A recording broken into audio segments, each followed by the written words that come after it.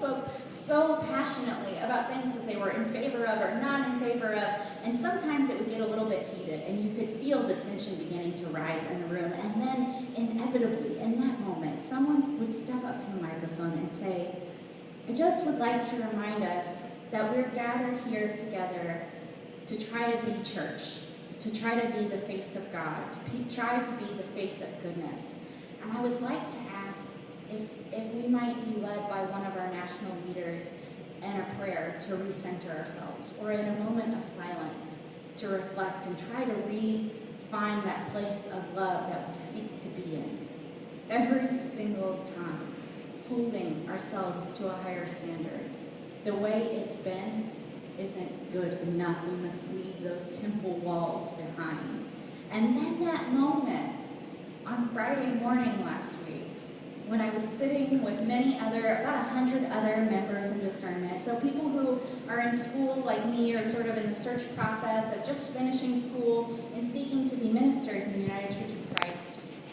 We were all sitting in this room having a breakfast. It was business as usual. The outgoing general minister and president was there. General minister and president was there, and the incoming was there as well. And we were just kind of going about our business, and all of a sudden, at the back of the room, the strangest noise came out of one of these women. She went, and we were like, what is happening? And she ran to the front, and she said, the ruling just came out. Marriage is legal for everyone in our country. My parents can get married now. And the couple across the table from me hugged and held hands and said, our marriage is real, is recognized everywhere. And the woman next to me was in tears, and just the electric feeling throughout the room was stunning. I mean, I get goosebumps just thinking about it. My whole body was just covered in goosebumps, and you could feel it. It was everywhere. It was a different kind of tension, an elating tension. And then slowly, the news traveled throughout the convention center. About 5 minutes later, we heard another burst of cheers from the room across the hall. And 5 minutes later, more cheers from the people who ran into each other in the hall and shared the news. And it was just incredible. It was a shining moment, one shining moment, where we lived into the standard, where we were exemplars of the expectation of what it means to be an American. How stinking beautiful it was to stand there in that moment and be proud. What we celebrated on July 4th, what we celebrated yesterday, is independence, is the birth of a nation, is the laying of the bricks for the foundation. What we celebrate today is the abolishment of slavery. What we celebrate tomorrow is the civil rights movement, and the next day is women's suffrage, and the next day is marriage equality, and the next day we get to build what it is we will celebrate. This isn't a time to look backwards, it is a time to look forward. And we have to speak the hard, painful truth in order for the miracle to happen. Here it is.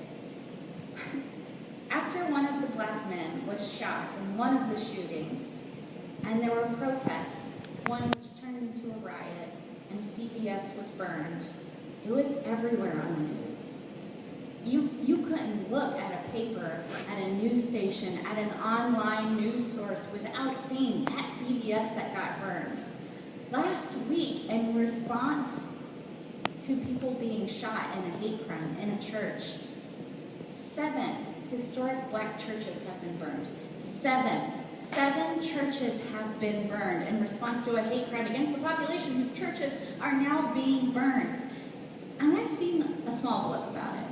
And honestly, if you want a lot of information, if you want the whole story about what's happened at these churches, you gotta dig. It's not right there.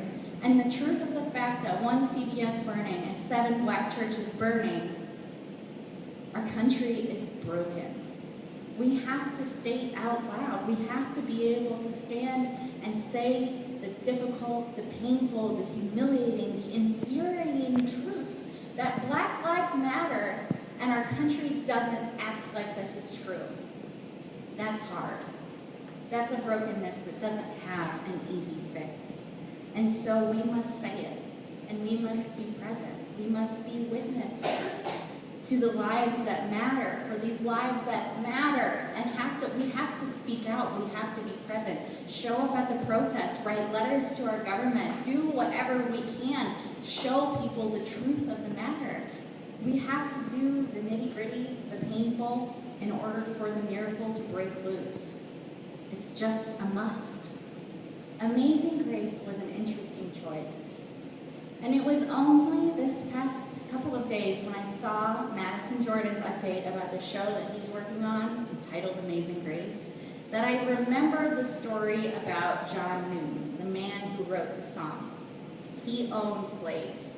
He didn't just own slaves. He worked on the boats as a slave trader. For years and years, he worked on the boats in the Caribbean and in North America and Central America. He was sort of the slave trading big boss. He was all about it. And then he converted to Christianity, and then he continued to trade slaves. And then he was briefly imprisoned and himself treated not very different from a slave, and then he continued to trade slaves. And then another final time, he was imprisoned and treated as a slave himself, and then he retired. And it was only 30 years later that he made this confession, which he said comes too late. It will always be a subject of humiliating reflection to me, that I was once an active instrument in a business at which my heart now shudders. And so he wrote the song, Amazing Grace. And to be totally honest, it's always kind of been a song that hit me the wrong way, because there's that language, saved a wretch like me. It sounds like kind of the self-loathing, and it's like it feels kind of icky and not the kind of Christianity that I want to be associated with, but that's not what it's about at all. It's about being in our place of naivety, of being in our own worldview, our tunnel vision worldview, our own little Nazareth, and then having our eyes opened, having our awakening to the wider worldview, having Jesus show up in Nazareth and break it all open. We are broken.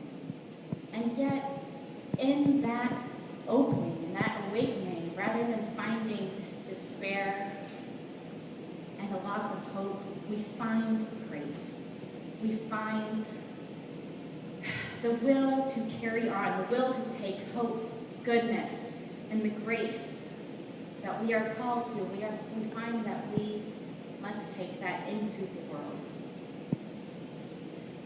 Amazing grace, How sweet the sound that saved